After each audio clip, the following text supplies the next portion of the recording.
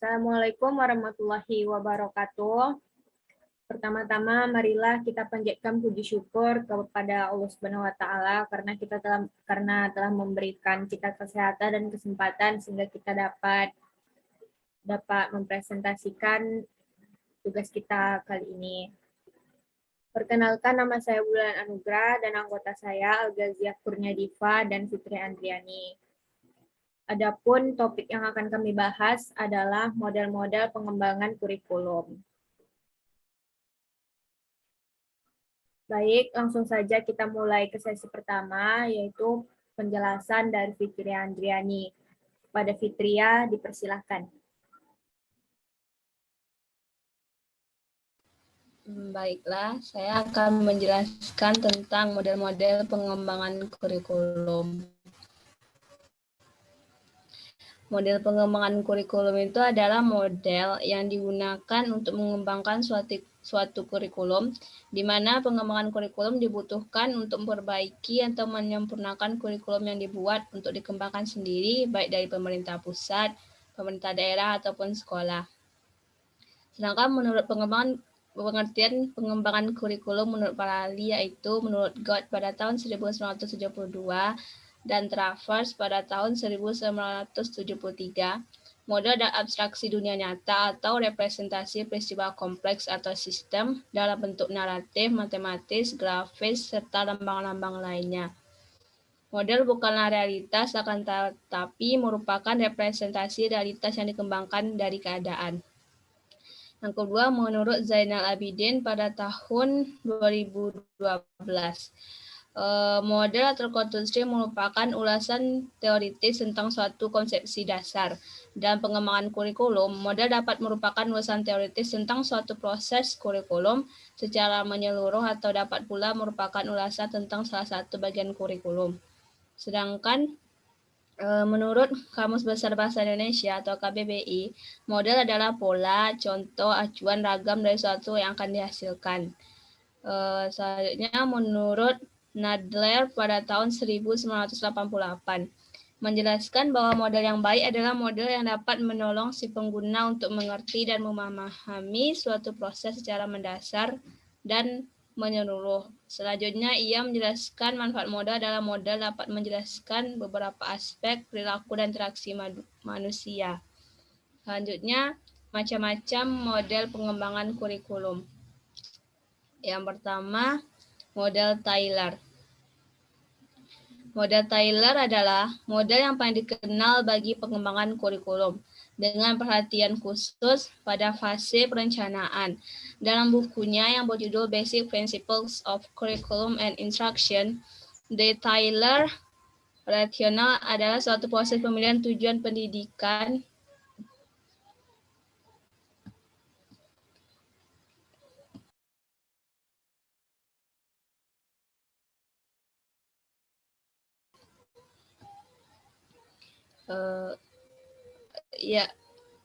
suatu proses pemilihan tujuan pendidikan dikenal luas dan dipraktikkan dalam lingkaran kurikulum. Walaupun Taylor mengajukan suatu model yang komprehensif bagi pengembangan kurikulum, bagian pertama dari model Taylor adalah pemilihan tujuan, mendapat banyak perhatian dari pendidik lain. Ralph Taylor ini adalah bapak pengembang kurikulum atau curriculum developer. Dia telah menanamkan perlunya hal yang lebih rasional, sistematis, dan pendekatan yang berarti dalam tugas mereka.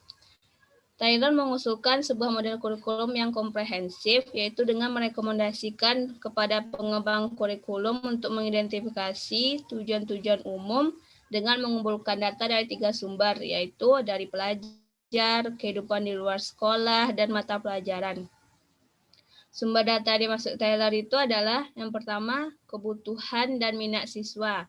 Dengan meneliti kebutuhan dan minat siswa, pengembangan kurikulum mengidentifikasi serangkaian tujuan yang potensial.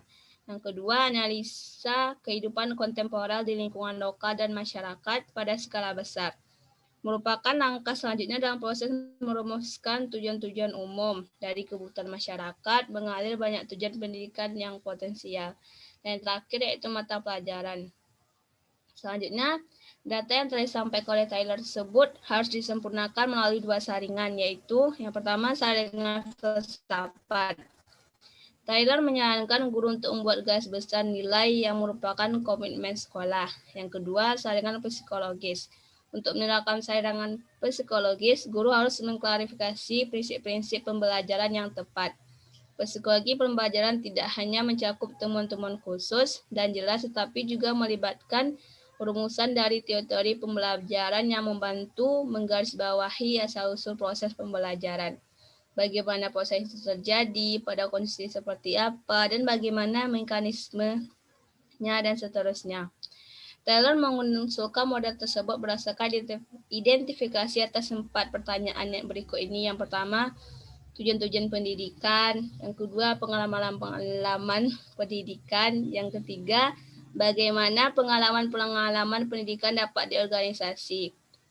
Dan yang terakhir yaitu bagaimana dapat diketahui dan ditentukan bahwa tujuan-tujuan tersebut telah dicapai. Sekian dari saya. Kembali ke moderator. Terima kasih kepada Fitria atas penjelasannya. Baik, penjelasan selanjutnya yaitu tentang model Taba. Model Wheeler dan model Nicolis akan dijelaskan oleh saya sendiri.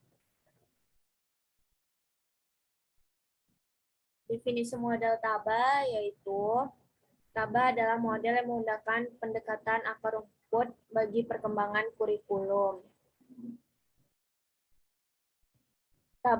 Taba percaya kurikulum harus dirancang oleh guru dan bukan diberikan oleh pihak berwenang.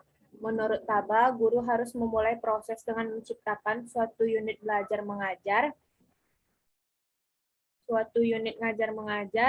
khusus bagi murid-murid mereka di sekolah dan bukan terlibat dalam rancangan suatu kurikulum umum. Karena itu, Taba menganut pendekatan induktif yang dimulai dengan hal khusus dan dibangun menjadi suatu rancangan umum. Selanjutnya itu langkah mencapai perubahan kurikulum. Taba juga mencantumkan 5 langkah urutan untuk mencapai perubahan kurikulum. Yang pertama yaitu producing pilot units atau membuat unit percontohan yang mewakili peringkat kelas atau mata pelajaran. Taba melihat langkah ini sebagai penghubung antara teori dan praktek.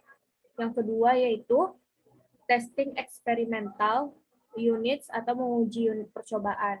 Uji ini diperlukan untuk mengecek validitas dan apakah materi tersebut dapat diajarkan dan untuk menetapkan batas atas dan batas bawah dari kemampuan yang diharapkan.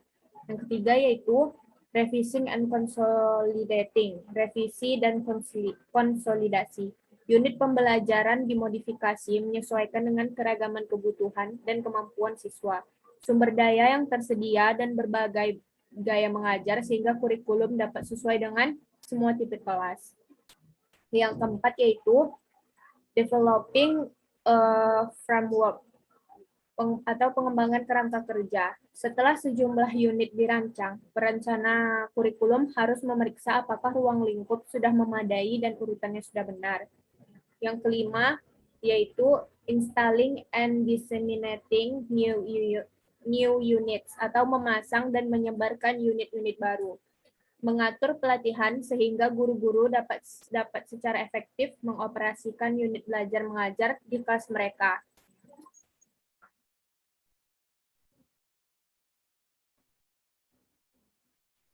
Selanjutnya itu kelebihan model Taba.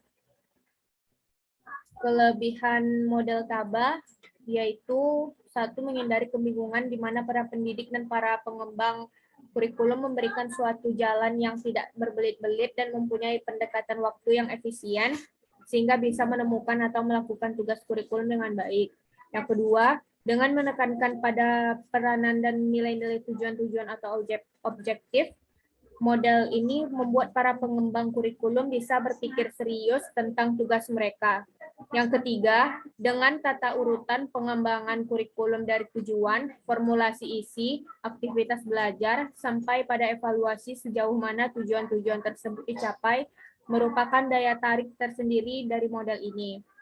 Sedangkan kelemahan model Taba yaitu yang pertama, latar belakang pengalaman dan kurangnya persiapan diri seorang pendidik untuk berpikir dan mengembangkan pemikirannya secara logis dan sistematis akan mengalami kesulitan dalam menggunakan model ini. Yang kedua, kurang jelasnya hakikat belajar mengajar karena seringkali pembelajaran justru terjadi di luar tujuan-tujuan tersebut.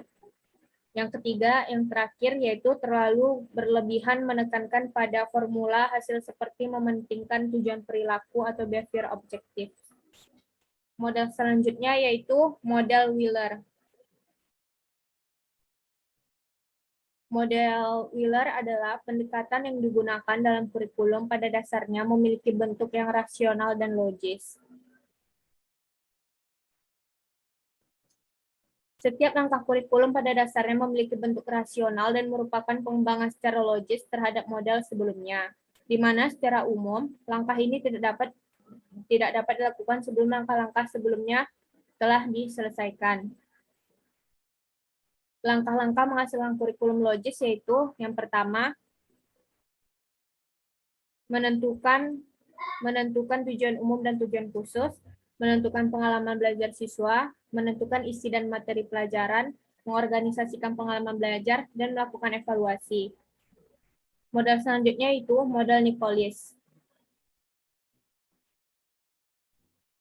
Model Nicolis adalah model menitikberatkan pada pendekatan yang rasional dan muncul dari adanya perubahan situasi.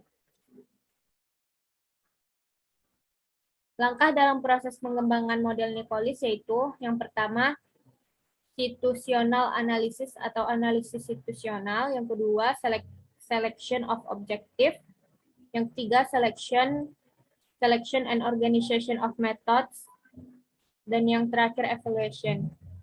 Maksudnya fase analisis situasi atau situational analysis merupakan suatu yang disengaja untuk memaksa para pengembang kurikulum lebih responsif terhadap lingkungan dan secara khusus dengan kebutuhan anak didik.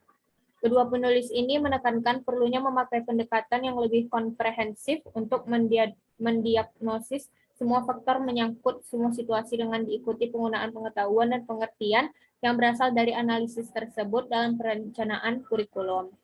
Sekian penjelasan dari saya. Selanjutnya akan dijelaskan oleh Al-Ghaziyah Kurnia-Diva. Kepada Diva, dipersilahkan. Baiklah, yang pertama saya akan menjelaskan tentang model Skillback. Jadi, model Skillback ini adalah dalam sebuah artikel, Skillback pada tahun 1976 mengatakan suatu pendekatan dan pengembangan kurikulum pada tingkatan sekolah. Kemudian pendapatnya mengenai sekolah didasarkan pada pengembangan kurikulum atau disingkat dengan SCBD, sehingga Skillback memberikan suatu model yang membuat pendidik dapat mengembangkan kurikulum secara tepat dan realistik. Kemudian dalam hal ini Skillback mempertimbangkan model dynamic in nature. Model itu menetapkan pengembangan kurikulum harus mendahulukan suatu elemen kurikulum dan memulainya dengan suatu dari urutan yang telah ditentukan. Kemudian Skillback mendukung sebuah pertunjukan, menambahkan bahwa sangat penting bagi developers untuk menyadari sumber-sumber tujuan mereka. Kemudian Skillback mengklaim bahwa agar school-based curriculum development dapat bekerja secara efektif dengan 5 langkah pengembangan kurikulum, yaitu menganalisis situasi, memformulasikan tujuan, menyusun program, interpretasi dan implementasi, dan yang terakhir monitoring, feedback, penilaian, dan rekonstruksi. Kemudian dengan adanya ini dapat memberikan nilai dari model tersebut, dan model tersebut terletak pada pilihan pertama. Kemudian model yang selanjutnya, model yang keenam, yaitu model Seiler. Jadi model ini membentuk kurikulum planning proses. Untuk mengerti model ini, kita harus menganalisa konsep kurikulum dan konsep rencana kurikulum tersebut. Konsep kurikulum dan konsep rencana mereka adalah a plan for providing sets of learning opportunities for persons to be educated. Yang artinya sebuah rencana menyediakan kesempatan belajar bagi orang yang akan dididik. Namun rencana tersebut tidak dapat dimengerti sebagai sebuah dokumen, tetapi lebih sebagai beberapa rencana lebih kecil untuk porsi atau bagian dari kurikulum tersebut. Model ini menunjukkan bahwa perencanaan kurikulum mulai dengan menentukan menentukan atau menetapkan tujuan sasaran pendidikan yang khusus dan utama yang akan mereka capai. Kemudian pada model ini terdapat 4 bidang kegiatan pembelajaran, yaitu perkembangan pribadi, kompetensi sosial, keterampilan yang lanjut, dan yang terakhir spesialisasi. Dan juga ada 2 rancangan evaluasi, yaitu yang pertama evaluasi dari seluruh program pendidikan sekolah, artinya yaitu termasuk tujuan, subtujuan, dan sasaran, keefektifan pengajaran atau pencapaian siswa dalam bagian tertentu dari program tersebut. Yang kedua yaitu evaluasi dari program evaluasi itu sendiri. Artinya proses evaluasi memungkinkan perencanaan kurikulum menetapkan apakah tujuan sekolah dan tujuan pengajaran tersebut telah tercapai atau belum tercapai. Nah, yang kemudian model selanjutnya yaitu model Peter of Oliva. Jadi arti model ini yaitu model ini berprinsip bahwa kurikulum harus dan kemudian yaitu secara lebih rinci sebagaimana yang telah dituliskan oleh Muhammad Ihsan terdapat 12 komponen. Yang pertama yaitu perumusan filosofi, sasaran, misi serta visi lembaga pendidikan yang kesemuanya bersumber dari analisis kebutuhan siswa dan kebutuhan masyarakat. Yang kedua yaitu analisis kebutuhan masyarakat, artinya di mana sekolah itu berada, kebutuhan siswa itu dan agensi dari disiplin ilmu yang harus diberikan dari sekolah kepada siswa. Yang ketiga yaitu tujuan umum, kemudian tujuan khusus, lalu mengorganisasikan rancangan dan mengimplementasikan kurikulum. Yang keenam, menjabarkan kurikulum dalam bentuk perumusan tujuan umum pembelajaran. Yang ketujuh, menjabarkan kurikulum dalam bentuk perumusan tujuan khusus pembelajaran. Yang kedelapan, menetapkan strategi pembelajaran untuk dicapai oleh tujuan. Yang ke-9, pengembangan kurikulum. Ke-10, mengimplementasikan strategi pembelajaran. Ke-11, pengembangan kurikulum kembali. Dan yang terakhir yaitu evaluasi terhadap pembelajaran atau evaluasi kurikulum. Sekian penjelasan dari saya, kembali ke moderator.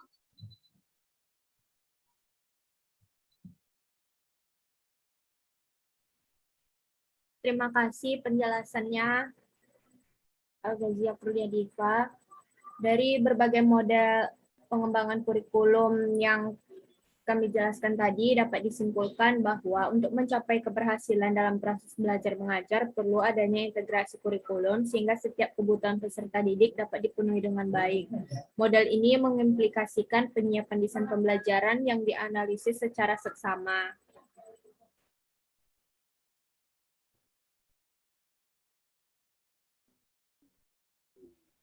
Baik, demikianlah presentasi kelompok kami. Mari kita ucapkan alhamdulillah. Saya sebagai moderator mohon maaf atas kekurangan dan terima kasih untuk perhatiannya. Saya akhiri, assalamualaikum warahmatullahi wabarakatuh.